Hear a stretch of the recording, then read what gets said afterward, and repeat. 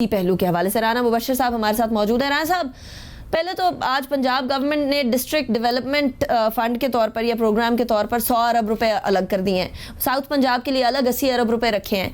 लेकिन चलें, आपने डिस्ट्रिक्ट डेवलपमेंट प्रोग्राम के लिए साइड पे रख दिए पैसे, लेकिन अभी जो पंजाब के अंदर एसीज और डीसीज और माशाल्लाह उनकी मौजें लगी हुई हैं वो अलग हैं। तो पहले तो ये बता दें कि लोकल बॉडी सिस्टम या डिस्ट्रिक्ट डेवलपमेंट सिस्टम जिसके बारे में खान साहब इतने उसके वकील थे, वो कब आ रहा है पंजाब में वापस? ये पंजाब गवर्नमेंट तो सुप्रीम कोर्ट के फैसलों के बावजूद भी इस चीज को डिले किए हुए। अच्छा, लोकल गवर्नमेंट का जो है ना वो मैं आपको बता दूं कि इट्स ऑन द कार्ड्स, और अभी कुछ ही दिनों में शायद, मतलब अभी ये सारी चीजें मैच्योर हो चुकी हैं, इसकी अनाउंसमेंट हो सकता है कुछ ही दिनों में हो जाए। अच्छा, सेकेंडली एक और चीज आपको बताऊं, एक बड़ा अपना एक्सपीरियंस आपके साथ शेयर करता हूं। रात को, मतलब पिछली रात को, day before yesterday you can say that, लेकिन वहां पे कुछ लोग बैठे हुए थे, किसी के घर पे डिनर था, तो वहां पे ऑपोजिशन के बड़े कोई सियासतदान बैठे हुए थे, बड़े मजे हुए सियासतदान, बड़े पुराने सियासतदान, उनमें से कुछ वजीर आजम भी थे, रह चुके हैं, ठीक है।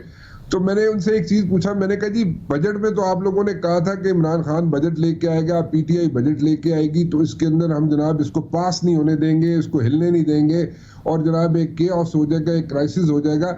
मैंने कहा आप लोगों के ब्रेनस्टॉर्मिंग सेशंस चल रहे हैं, ठीक है, सो मुझे जरा बताएं सही को इसमें से, मैं तो बजट मुझे बनाना आता नहीं है, मेरा अपना बजट नहीं बनता, खैर, लेकिन द पॉइंट इज के अगर कोई बजट इसमें खराबी है तो मुझे पॉइंट आउट करें, मैं एजुकेट होना चाहता हूं आप लोगों से, आप वजीर आजम रह चुके हैं। तो उन्होंने यकीन माने, मैं किसी की तारीफ नहीं करना चाह रहा, लेकिन मुझे अभी भी नहीं पता कि बजट के, क्योंकि इकोनॉमी मेरी अपनी खराब रहती है, आपको तो पता ही है, लेकिन द पॉइंट इज के यकीन माने उन्होंने कहा जनाब के साढ़े कुल कोई चीज ऐसी नहीं कि ऐसी हुकूमत को क्रिटिसाइज कर सकिए डिस्पाइट आवर ब्रेनस्टॉर्मिंग सेशंस, और सेशन पे सेशन हो रहे हैं कि जनाब हम हुकूमत को किसी तरीके से क्रिटिसाइज करें, एटलीस्ट बजट पे कर दें, बजट के अंदर से कुछ चीजों को कर दें। मैंने कहा अच्छा चले कोई राय दे दें, कोई सजेशन दे दें, हाँ। तो दे सेड कि जी सजेशंस हाँ हमारे पास जरूर होंगी, लेकिन हम उनको प्ले अप करने की कोशिश करेंगे। So this is the situation.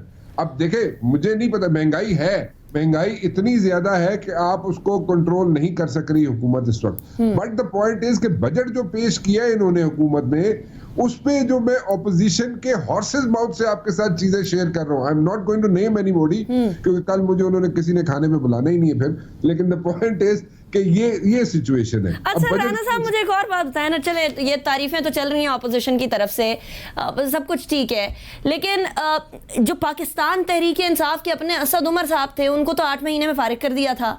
अब ये जो बाहर से लोग आए थे, हफीज शेख साहब, उन्होंने मैक्रो इकोनॉमिक पॉलिसीज बड़ी सीधी की। अब शौकत तरीन साहब ने आके बहुत सारे मामलात को सीधा किया, जिनके बारे में किसी ज़माने में पाकिस्तान तहरीक इंसाफ के अपने लोग बड़ी क्रिटिसिज्म किया करते थे। ये क्या सिचुएशन चल रही है? पाकिस्तान तहरीक इंसाफ के अपने स्टॉलवर्ट जो है वो किसी तरीके से हैंडल नहीं कर सके, और बाहर के लोग इतनी अच्छी इकोनॉमी चला रहे हैं, पाकिस्तान तहरीक इंसाफ के लिए बजट इतने अच्छे बना रहे हैं। अच्छा, ये बिल्कुल बड़ी अच्छी पॉइंट है आपका, आप सही कह रही हैं। जो थ्रेट है ना हुकूमत को इस वक्त, जो थ्रेट हुकूमत इस वक्त फेस कर सकती है आइंदा आने वाले दिनों में, अभी जो उसकी रॉकी सिचुएशन कभी कभार आपको नजर आती है, हमें नजर आती है, वो सिर्फ और सिर्फ जो इश्यूज है वो विद इन पीटीआई जो इश्यूज है वो है।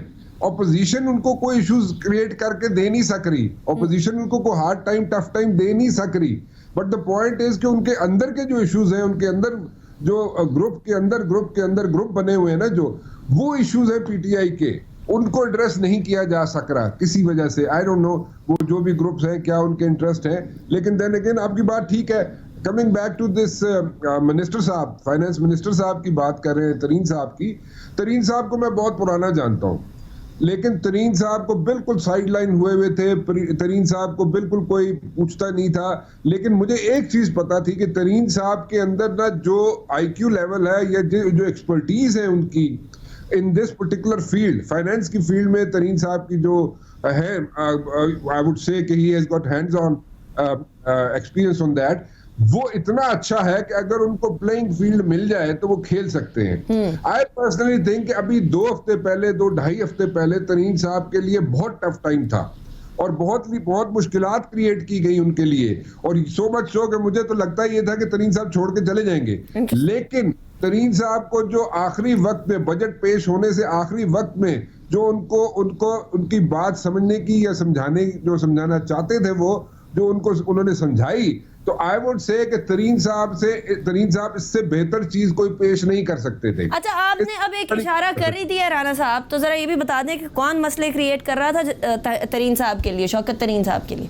देखिए, मैं आपको बताऊं, मैंने जैसे आपसे पहले जिक्र किया ना कि ऑपोजिशन हुकूमत को टफ टाइम नहीं दे सकी डिस्पाइट ऑल द एफर्ट्स जो उन्होंने पंप इन किए, चाहे कोई भी हो, लेकिन हुकूमत के अंदर बैठे हुए लोग, हुकूमत के लोग जो है वही प्रॉब्लम क्रिएट करते थे। पाकिस्तान तहरीक इंसाफ के पुराने लोग थे जो शौकत तरीन साहब के लिए मसला क्रिएट कर रहे थे। नहीं, क्या मस्ती करना चाह रही हैं आप, मेरे साथ शरारत करना चाह रही हैं? मैं नाम किसी का नहीं लूंगा। असद साहब का नाम नहीं लेंगे आप? नहीं, मैं किसी का नाम नहीं लूंगा, लेकिन द पॉइंट इज कि तरीन साहब हैज प्लेड वेरी वेल, ठीक है। तरीन साहब ने बहुत अच्छा खेला, जो अंदर उनके खिलाफ साजिश चली, बहुत जोरों शोर से चली तरीन साहब के खिलाफ साजिश, उसको भी काउंटर किया तरीन साहब ने। उसके अलावा जनाब जिस तरीके से उन्होंने बजट पेश किया है वो इतना अच्छा पेश कर गए कि मेरे ख्याल में जो कई ऐसे लोग तैयारियां करके बैठे हुए थे कि जनाब फाइनेंस मिनिस्टर बजट पेश करेगा तो हम उसकी जनाब तहस नहस कर देंगे उसको, लेकिन तरीन साहब ने जो काम कर दिया, जिस तरीके से बजट पेश कर दिया, उससे बेहतर और कुछ नहीं हो सकता। राइट, रान साहब, thank you so much for joining me in the show. इसके बाद हम बात करेंगे दिफाई बजट, जो कि हर बार पाकिस्तान का तनकीद का निशाना बनता है, इस हवाले से, लेकिन एक ब्रेक के बाद। Come back after the break पे जाने से पहले हम बात कर रहे थे माशी और सियासी पहलू जो बजट का होता है। तीसरा पहलू है दिफाई पहलू। अब पाकिस्तान के अंदर एक और पाकिस्तान की दिफाई इदारों, पाकिस्तान की अफवाज के बारे में एक बहुत इम्प्रेशन गढ़ा गया कि जी 70 से 80%, कोई कहता है 60%, कोई कहता है आधा बजट पाकिस्तान का बेसिकली हमारी अफवाज ले जाती हैं। Fact of the matter is कि अफवाज पाकिस्तान इससे पहले, पाकिस्तान तहरीक इंसाफ से पहले 18% और अब तकरीबन 16 से 17% बजट का हिस्सा बनता है, जिसके अंदर से पाक आर्मी को तकरीबन 7% जाता है और बाकी एयरफोर्स को और नेवी को बाकी हिस्सा जाता है। यहाँ इस साल बजट 2021 और 2020 के अंदर total budget, defence budget allocation 1370 billion rupees रही है और पाकिस्तान का ओवरऑल बजट रहा है 8487 बिलियन रुपीस। इसके अलावा एक और बजट भी रही है कि जी हमारा दिफाई बजट आहिस्ता आहिस्ता एक्सेलरेट ही होता गया है और एलोकेशन बढ़ती ही रही है। तो 1970 के अंदर हमारी डिफेंस बजट टोटल थी 6.5% ऑफ आवर जीडीपी। उसके बाद 2001 से 2002 के अंदर हमारी जीडीपी की 4.6% एलोकेशन रही, यानी घटी जीडीपी के एलोकेशन के कंपैरिजन में, और अब 2.8% ऑफ जीडीपी है। यानी अगर हम जीडीपी ग्रोथ से कंपेयर करें तो फिर पाकिस्तान का डिफेंस बजट जितना होना चाहिए या जितना होता था उसके कंपैरिजन में घट ही रहा है।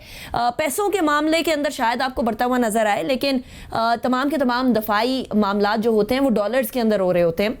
उस हिसाब से और पाकिस्तान के जीडीपी के हिसाब से ये मामला कम ही होते हुए नजर आ रहा है। जनरल अमजद शोएब साहब हमारे साथ मौजूद हैं इस चीज़ को डिस्कस करने के लिए। जनरल साहब, दिफाई बजट के बारे में हर बार ये खबरें गूंजने शुरू हो जाती हैं। इस बार भी कुछ जो बजट पेश हुआ तो उसके बाद मैंने देखा कि जी देखें, दिफाई बजट हमारा इतना बड़ा चंक ले जाता है पूरे बजट का, हेल्थ में होना चाहिए, एजुकेशन में होना चाहिए, हालांकि दोनों मामलात सूबाई सतह के हैं और बजट ऑफ डिफेंस जो है वो वफाकी सतह का मामला है।